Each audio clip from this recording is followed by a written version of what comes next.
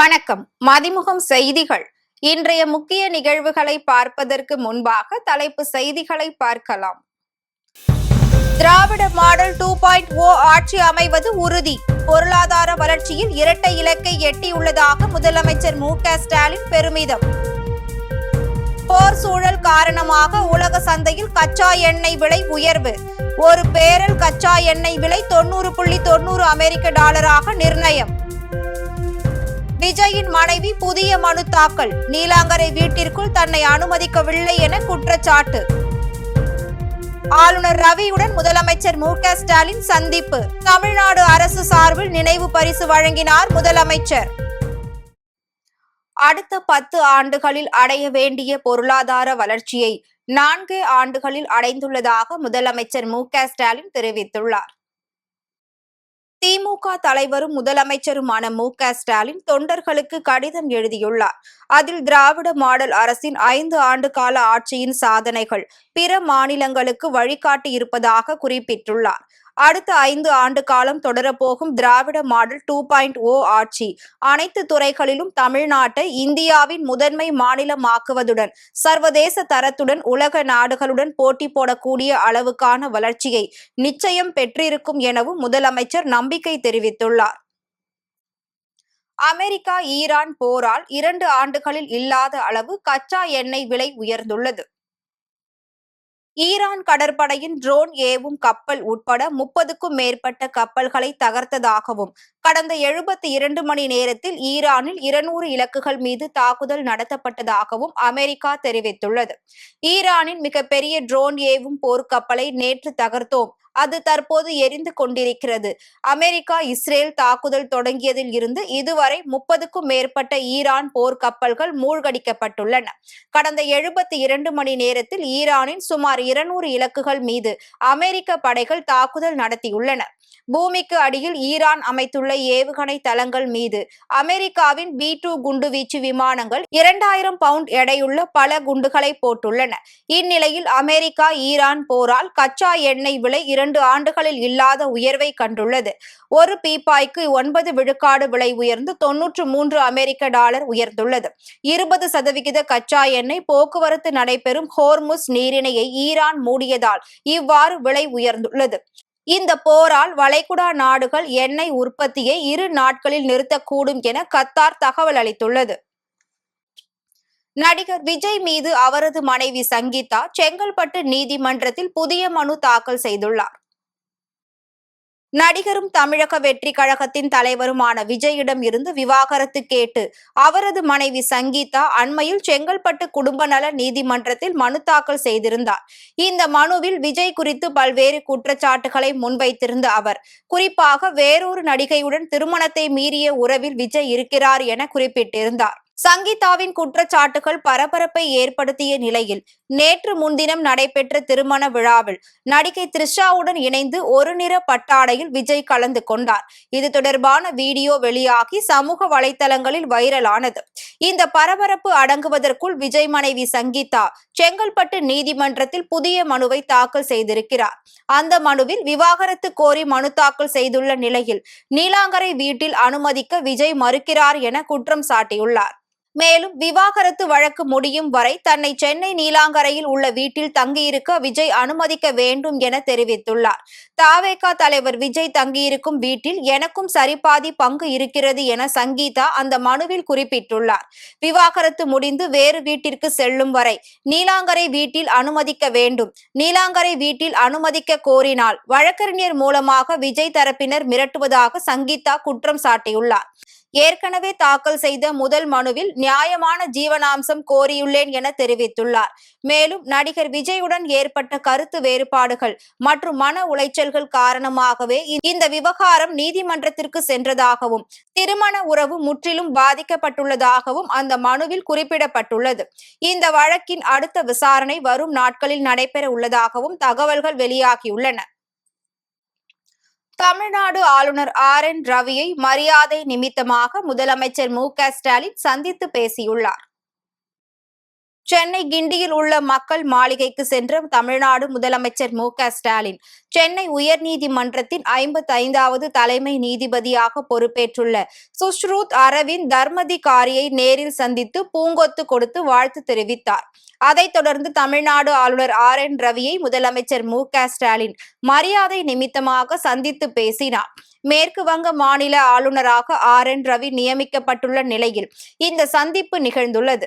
சந்திப்பின் போது தமிழ்நாட்டிற்கு சேவையாற்றிய ஆளுநர் RN ரவியை முதலமைச்சர் பாராட்டியதாகவும் தமிழ்நாடு அரசு சார்பில் நினைவு பரிசு வழங்கியதாகவும் தகவல் வெளியாகியுள்ளது.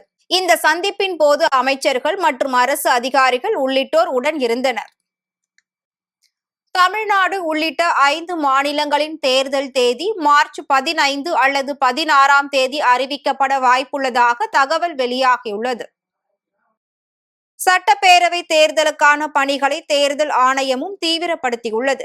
சட்டப்பேரவை தேர்தல் ஏற்பாடுகள் குறித்து ஆலோசனை நடத்த தலைமை தேர்தல் ஆணையர் ஞானேஷ்குமார் கடந்த 25, 26ஆம் தேதிகளில் தமிழகம் வருகை தந்தார். இந்நிலையில் தமிழ்நாட்டை தொடர்ந்து கேரளாவில் தனது ஆய்வை முடிக்கும் தேர்தல் ஆணையர்கள் நாளை முதல் 3 நாட்களுக்கு மேற்கு வங்கத்தில் தேர்தல் ஏற்பாடுகள் குறித்து ஆய்வு செய்கின்றனர்.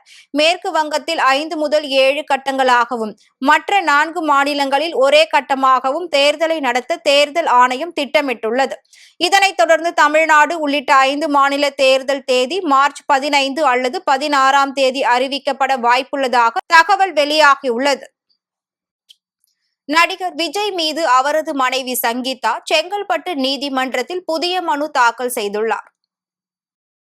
நடிகரும் தமிழக வெற்றி கழகத்தின் தலைவருமான விஜயிடம் இருந்து விவாகரத்து கேட்டு அவரது மனைவி சங்கீதா அண்மையில் செங்கல்பட்டு குடும்ப நல நீதிமன்றத்தில் மனு தாக்கல் செய்திருந்தார். இந்த மனுவில் விஜய் குறித்து பல்வேறு குற்றச்சாட்டுகளை முன்வைத்திருந்த அவர், குறிப்பாக வேறொரு நடிகையுடன் திருமணத்தை மீறிய உறவில் விஜய் இருக்கிறார் என குறிப்பிட்டிருந்தார். சங்கீதாவின் குற்றச்சாட்டுகள் பரபரப்பை ஏற்படுத்திய நிலையில் நேற்று முன்தினம் நடைபெற்ற திருமண விழாவில் நடிகை த்ரிஷாவுடன் இணைந்து ஒரு நிற பட்டாடையில் விஜய் கலந்து கொண்டார். இது தொடர்பான வீடியோ வெளியாகி சமூக வலைதளங்களில் வைரலானது. இந்த பரபரப்பு அடங்குவதற்குள் விஜய் மனைவி சங்கீதா செங்கல்பட்டு நீதிமன்றத்தில் புதிய மனுவை தாக்கல் செய்திருக்கிறார்.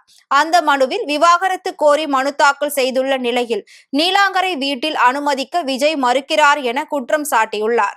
மேலும் விவாகரத்து வழக்கு முடியும் வரை தன்னை சென்னை நீலாங்கரையில் உள்ள வீட்டில் தங்கியிருக்க விஜய் அனுமதிக்க வேண்டும் என தெரிவித்துள்ளார்.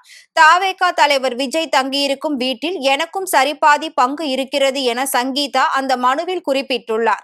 விவாகரத்து முடிந்து வேறு வீட்டிற்கு செல்லும் வரை நீலாங்கரை வீட்டில் அனுமதிக்க வேண்டும். நீலாங்கரை வீட்டில் அனுமதிக்க கோரினால் வழக்கறிஞர் மூலமாக விஜய் தரப்பினர் மிரட்டுவதாக சங்கீதா குற்றம் சாட்டியுள்ளார். ஏற்கனவே தாக்கல் செய்த முதல் மனுவில் நியாயமான ஜீவனாம்சம் கோரியுள்ளேன் என தெரிவித்துள்ளார். மேலும் நடிகர் விஜயுடன் ஏற்பட்ட கருத்து வேறுபாடுகள் மற்றும் மன உளைச்சல்கள் காரணமாகவே இந்த விவகாரம் நீதிமன்றத்திற்கு சென்றதாகவும் திருமண உறவு முற்றிலும் பாதிக்கப்பட்டுள்ளதாகவும் அந்த மனுவில் குறிப்பிடப்பட்டுள்ளது. இந்த வழக்கின் அடுத்த விசாரணை வரும் நாட்களில் நடைபெற உள்ளதாகவும் தகவல்கள் வெளியாகியுள்ளன. நாடு முழுவதும் வீட்டு உபயோகம் மற்றும் வணிக பயன்பாட்டிற்கான சிலிண்டர் விலை உயர்ந்துள்ளது. இந்தியாவில் சர்வதேச சந்தையில் நிலவும் கச்சா எண்ணெய் விலை மற்றும் அந்நிய செலாவணி மதிப்பை கணக்கில் கொண்டு பொதுத்துறை எண்ணெய் நிறுவனங்கள் ஒவ்வொரு மாதமும் எரிபொருள் விலையை மாற்றி அமைத்து வருகின்றன. அந்த வகையில் மார்ச் மாதம் முதல் வாரத்தின் இறுதி நாளான இன்று வீட்டு உபயோக பயன்பாட்டுக்கான 14.2 கிலோ எடை கொண்ட சமையல் எரிவாயு சிலிண்டர் விலை மற்றும் வணிக பயன்பாட்டுக்கான 19 கிலோ எடை கொண்ட சமையல் எரிவாயு சிலிண்டர் விலையை எண்ணெய் நிறுவனங்கள் உயர்த்தியுள்ளன. அதன்படி தமிழகத்தை பொறுத்தவரை சென்னையில் வணிக சிலிண்டரின் விலை 115 ரூபாய் உயர்ந்து புதிய விலையாக 2043 ரூபாய் 50 பைசாக்கு விற்பனையாகிறது. கடந்த ஜூன் மாதத்திற்கு பின் வணிக சிலிண்டர் விலை தற்போது மீண்டும் புதிய உச்சம் அடைந்துள்ளது. 14.2 கிலோ எடை கொண்ட வீட்டு உபயோக சிலிண்டர் விலை ரூபாய் 60 உயர்ந்து $928.50 விற்பனை செய்யப்படுகிறது. இந்நிலையில் மத்திய கிழக்கில் போர் விரிவடைந்து வரும் நிலையில் எண்ணெய் சுத்திகரிப்பு நிறுவனங்கள் சமையல் எரிவாயு உற்பத்தியை அதிகரிக்குமாறு அத்தியாவசிய பொருட்கள் சட்டத்தின் கீழ் அவசர கால உத்தரவை மத்திய அரசு பிறப்பித்துள்ளது. உள்நாட்டில் சமையல் எரிவாயு தட்டுப்பாடு ஏற்படுவதை தடுக்கும் நோக்கில் அரிதாக பயன்படுத்தப்படும் இந்த அவசர கால அதிகாரத்தின் கீழ் மத்திய அரசு உத்தரவிட்டுள்ளது. நெல்லை மாவட்டம் மானூர் அருகே கள்ளத்தொடர்பு விவகாரத்தில் விவசாயி ஒருவர் கொலை செய்யப்பட்ட சம்பவம் பெரும் பரபரப்பை ஏற்படுத்தியுள்ளது. மானூர் அருகே உள்ள கம்மாளன் குளம் பகுதியை சேர்ந்த பெருமாள் விவசாய கூலி வேலை செய்து வருகிறார். இவருக்கும் இவரது மனைவிக்கும் இடையே ஏற்பட்ட கருத்து வேறுபாடு காரணமாக கடந்த 10 ஆண்டுகளாக பிரிந்து வாழ்ந்து வந்துள்ளனர். இவர்களது மகளுக்கும் திருமணம் செய்து வைத்த நிலையில் பெருமாள் வீட்டில் தனியாக வசித்து வந்தார். இந்நிலையில் காவல் நிலையத்திற்கு இரத்த கறைகளுடன் வந்த ஒருவர் பெருமாளை வெட்டி கொலை செய்ததாக கூறி காவல் நிலையத்தில் சரணடைந்தார். தொடர்ந்து அவர் அளித்த தகவலின் அடிப்படையில் சம்பவ இடத்திற்கு சென்ற போலீசார் இரத்த காயங்களுடன் உயிரிழந்து கிடந்த பெருமாளின் உடலை கைப்பற்றி நெல்லை அரசு மருத்துவக் கல்லூரி மருத்துவமனைக்கு அனுப்பி வைத்தனர். இந்த சம்பவம் தொடர்பாக காவல் நிலையத்தில் சரணடைந்த சுதர்சன் என்பவரிடம் போலீசார் விசாரணை நடத்தினர். அதில் சுதர்சனின் தாய் மாரியம்மாளுக்கும் பெருமாளுக்கும் இடையே திருமணத்தை மீறிய உறவு இருந்ததாகவும் அந்த உறவை கைவிட பலமுறை கூறியும் பெருமாள் ஏற்காததால் ஆத்திரத்தில் அவரை கொலை செய்ததாகவும் அவர் கூறினார். இந்த சம்பவம் அந்த பகுதியில் பெரும் பரபரப்பை ஏற்படுத்தியுள்ளது. புதுக்கோட்டை மாவட்டம் மதிமுக சார்பில் நடைபெற உள்ள உலக மகளிர் தினத்தை கொண்டாடுவதற்காக 20க்கும் மேற்பட்ட பெண்கள் புறப்பட்டு சென்றுள்ளனர். புதுக்கோட்டை மதிமுக மாவட்ட மகளிர் அணி தலைவி சித்ரா மற்றும் மதிமுக மாவட்ட மகளிர் கழக உறுப்பினர்கள் வரும் 8ஆம் தேதி அன்று சென்னையில் நடைபெற உள்ள உலக மகளிர் தின விழாவில் கலந்து கொள்வதற்காக 20க்கும் மேற்பட்ட மதிமுக மகளிர் அணி பெண்கள் இன்று அதிகாலை புதுக்கோட்டை ரயில்வே நிலையத்தில் இருந்து புறப்பட்டு சென்றனர். மதிமுக மகளிர் அணியின் மாநில தலைவி மல்லிகா தயாளன் தலைமையில் புறப்பட்டு சென்றவர்களை மதிமுக கழக நிர்வாகிகள் திரளானோர் உற்சாகமாக அனுப்பி வைத்தனர். நாகையில் இருந்து இலங்கை செல்லும் பயணிகள் கப்பல் போக்குவரத்து சேவையை 4.5 மாதங்களுக்கு பிறகு இன்றும் மீண்டும் துவங்கியுள்ளது. வடகிழக்கு பருவமழை மற்றும் மோசமான கடல் சீற்றம் காரணமாக காங்கேசன் துறைமுகம் பலத்த சேதமடைந்ததால் நாகையில் இருந்து இலங்கை இடையிலான பயணிகள் கப்பல் போக்குவரத்து நிறுத்தப்பட்டது. இந்நிலையில் கப்பல் போக்குவரத்து 4.5 மாதங்களுக்கு பிறகு இன்று மீண்டும் நாகை துறைமுகத்தில் இருந்து இலங்கை காங்கேசன் துறைக்கு 77 பயணிகளுடன் புறப்பட்டு சென்றது. அரியலூரில் 45 கோடி மதிப்பீட்டில் சாலைகள் தரம் உயர்த்தும் பணியினை அமைச்சர் சிவசங்கர் தொடங்கி வைத்தார். அரியலூர் சட்டமன்ற தொகுதி வி.கைகாட்டி கிராமத்தில் தமிழ்நாடு அரசு நெடுஞ்சாலைத்துறையின் சார்பில் முதலமைச்சர் சாலை மேம்பாட்டு திட்டத்தின் கீழ் ரூபாய் 45 கோடி மதிப்பீட்டில் அரியலூர் முத்துவாஞ்சேரி ஸ்ரீபுரந்தான் காரைக்குறிச்சி சாலை 2 வழி தடத்தில் இருந்து 4 வழி தடமாக அகலப்படுத்தி உறுதிப்படுத்துதல் பணிகளை போக்குவரத்து மற்றும் மின்சாரத்துறை அமைச்சர் சிவசங்கர் துவக்கி வைத்தார். தொடர்ந்து பணிகளை தரமான கட்டுமான பொருட்களை கொண்டு உரிய காலத்திற்குள் விரைவாக முடித்து பொதுமக்கள் பயன்பாட்டிற்கு கொண்டு வர வேண்டும் என சம்பந்தப்பட்ட அலுவலர்களுக்கு அறிவுறுத்தினார். இந்நிகழ்ச்சியில் மாவட்ட ஆட்சியர் ரத்தினசாமி, அரியலூர் சட்டமன்ற உறுப்பினர் சின்னப்பா, நெடுஞ்சாலைத்துறை கோட்ட பொறியாளர் வடிவேல் மற்றும் அரசு அலுவலர்கள், பொதுமக்கள் உள்ளிட்டோர் கலந்து கொண்டனர். மயிலாடுதுறை மாவட்டத்தில் 2030 கனவுகள் மெய்ப்படும் நிகழ்ச்சி நடைபெற்றது. மயிலாடுதுறையில் தமிழ்நாடு 2030 கனவுகள் மெய்ப்படும் நிகழ்ச்சியில் 5 ஆண்டுகளில் பல்வேறு அரசு துறைகளில் செயல்படுத்தப்பட்ட நலத்திட்டங்கள் மற்றும் வளர்ச்சி திட்ட பணிகள் குறித்து சாதனை மலர் வெளியிடப்பட்டது. உங்கள் கனவை சொல்லுங்க திட்டத்தின் நிறைவாக நடைபெற்ற நிகழ்ச்சியில் மாவட்ட ஆட்சியர் ஸ்ரீகாந்த், பூம்புகார் எம்எல்ஏ நிவேதா முருகன் ஆகியோர் பங்கேற்று சாதனை மலரை வெளியிட்டனர். மயிலாடுதுறை மாவட்டத்தில் அரசினர் மருத்துவமனை ரூபாய் 46 கோடி மதிப்பீட்டில் மேம்படுத்தப்பட்டதையும், கலைஞர் மகளிர் உரிமை தொகை, புதுமை பெண் திட்டம், திருமண உதவி திட்டம், விடியல் பயணம், மக்களை தேடி மருத்துவம் திட்டம், முதலமைச்சரின் விரிவான மருத்துவ காப்பீடு திட்டம், நான் முதல்வன் திட்டம், தமிழ் புதல்வன் திட்டம் உள்ளிட்ட சாதனைகளை உள்ளடக்கிய இந்த மலர் வெளியிடப்பட்டது. திருப்பூரில் மதிமுக சார்பில் சமூக நல்லிணக்க ரம்ஜான் இஃப்தார் நோன்பு திறக்கும் நிகழ்ச்சி நடைபெற்றது.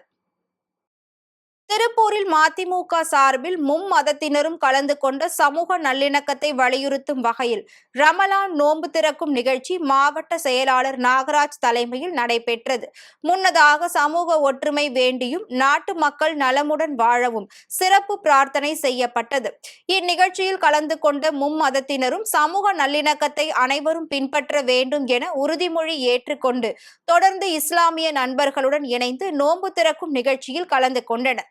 இந்த நிகழ்ச்சியில் மதிமுக மாமன்ற உறுப்பினர்கள் சாந்தமணி, குமார், மாவட்ட அவைத்தலைவர் மற்றும் கழக நிர்வாகிகள் ஏராளமானோர் கலந்து கொண்டனர். இந்நிகழ்ச்சியில் நலத்திட்ட உதவிகளும் வழங்கப்பட்டது. சென்னையில் இன்று ஆபரண தங்கத்தின் விலை 720 ரூபாய் உயர்ந்து 1,20,400 ரூபாய்க்கு விற்பனை செய்யப்படுகிறது. தொடர்ந்து தங்கம் விலை படிப்படியாக குறைந்து நகை பிரியர்களிடையே பெரும் மகிழ்ச்சியை ஏற்படுத்தியது. அந்த வகையில் நேற்றைய நிலவரப்படி 22 கேரட் ஆபரண தங்கத்தின் விலை கிராமிற்கு 160 ரூபாய் குறைந்து 14,960 ரூபாய்க்கும், சவரனுக்கு 1,280 ரூபாய் குறைந்து 1,19,680 ரூபாய்க்கும் விற்பனை செய்யப்பட்டது. தொடர்ந்து இன்று தங்கம் விலை கணிசமாக உயர்ந்துள்ளது. அதன்படி தங்கத்தின் விலை கிராமிற்கு 90 ரூபாய் உயர்ந்து 15,050 ரூபாய்க்கும், சவரனுக்கு 720 ரூபாய் உயர்ந்து 1,20,400 ரூபாய்க்கும் விற்பனையாகிறது. வெள்ளியின் விலையில் எவ்வித மாற்றமும் இன்றி 1 கிராம் வெள்ளியின் விலை 290 ரூபாய்க்கும், 1 கிலோ வெள்ளியின் விலை 2,90,000 ரூபாய்க்கும் விற்பனை செய்யப்படுகிறது. சென்னை துறைப்பாக்கத்தில் கட்டப்பட்டுள்ள புதிய அங்கன்வாடி மையத்தினை சட்டமன்ற உறுப்பினர் அரவிந்த் ரமேஷ் திறந்து வைத்தார். சென்னை சோழிங்கநல்லூர் சட்டமன்ற தொகுதிக்கு உட்பட்ட துறைப்பாக்கத்தில் சட்டமன்ற உறுப்பினர் அரவிந்த் ரமேஷ் மேம்பாட்டு நிதியில் இருந்து ரூபாய் 30 லட்சம் மதிப்பீட்டில் புதிய அங்கன்வாடி கட்டிடம் அமைக்கப்பட்டது. அதன் திறப்பு விழாவில் சிறப்பு விருந்தினராக சோழிங்கநல்லூர் சட்டமன்ற தொகுதி எம்எல்ஏ அரவிந்த் ரமேஷ் கலந்து கொண்டு அங்கன்வாடி மையத்தை ரிப்பன் வெட்டி திறந்து வைத்தார். இந்நிகழ்ச்சியில் ஆசிரியர்கள், குழந்தைகள் மற்றும் பொதுமக்கள் பலர் கலந்து கொண்டனர். ஈரானுடன் இனி எந்த பேச்சுவார்த்தையும் கிடையாது, அந்நாடு சரணடைவது ஒன்றே போரை நிறுத்த வழி என அமெரிக்க அதிபர் டிரம்ப் திட்டவட்டமாக தெரிவித்துள்ளார். இது தொடர்பாக சமூக வலைதளத்தில் பதிவிட்டுள்ள அவர், ஈரான் சரணடைந்த பிறகு அங்கு ஒரு சிறந்த மற்றும் ஏற்றுக்கொள்ளக்கூடிய தலைவரை தேர்ந்தெடுத்து ஈரானின் பொருளாதாரத்தை மீண்டும் மீட்டெடுக்க அமெரிக்கா உதவும் என்றும், ஈரானை மீண்டும் மகத்தான நாடாக மாற்றுவோம் என்றும் குறிப்பிட்டுள்ளார். இதனிடையே அதீத திறன் கொண்ட ஆயுதங்களின் உற்பத்தியை 4 மடங்காக உயர்த்த அமெரிக்காவின் முன்னணி பாதுகாப்பு தளவாட உற்பத்தி நிறுவனங்களுக்கு டிரம்ப் உத்தரவிட்டுள்ளார். இந்நிலையில் ஈரான் மீதான தாக்குதலுக்கு தேவையான தாராளமான வெடிபொருட்கள், ஆயுதங்கள் கையிருப்பு இருப்பதாக வெள்ளை மாளிகை செய்தி தொடர்பாளர் கரோலின் லெவிட் விளக்கம் அளித்துள்ளார். ஈரானின் வான்பரப்பை அமெரிக்கா தனது முழு கட்டுப்பாட்டிற்குள் கொண்டு வரும் பாதையில் மிக சரியாக முன்னேறி வருவதாகவும் அவர் உறுதிப்படுத்தியுள்ளார். மீண்டும் தலைப்பு செய்திகள். திராவிட மாடல் 2.0 ஆட்சி அமைவது உறுதி. பொருளாதார வளர்ச்சியில் இரட்டை இலக்கை எட்டியுள்ளதாக முதலமைச்சர் மு.க.ஸ்டாலின் பெருமிதம். போர் சூழல் காரணமாக உலக சந்தையில் கச்சா எண்ணெய் விலை உயர்வு. ஒரு பேரல் கச்சா எண்ணெய் விலை 90.90 அமெரிக்க டாலராக நிர்ணயம். விஜயின் மனைவி புதிய மனு தாக்கல். நீலாங்கரை வீட்டிற்குள் தன்னை அனுமதிக்கவில்லை என குற்றச்சாட்டு. ஆளுநர் ரவியுடன் முதலமைச்சர் மு.க.ஸ்டாலின் சந்திப்பு. தமிழ்நாடு அரசு சார்பில் நினைவு பரிசு வழங்கினார் முதலமைச்சர். இத்துடன் செய்திகள் நிறைவடைந்தன. மீண்டும் செய்திகள் இரவு 8 மணிக்கு. மேலும் செய்திகளை தெரிந்து கொள்ள மதிமுகம் பிரைம் யூடியூப் தளத்தில் இணைந்திருங்கள்.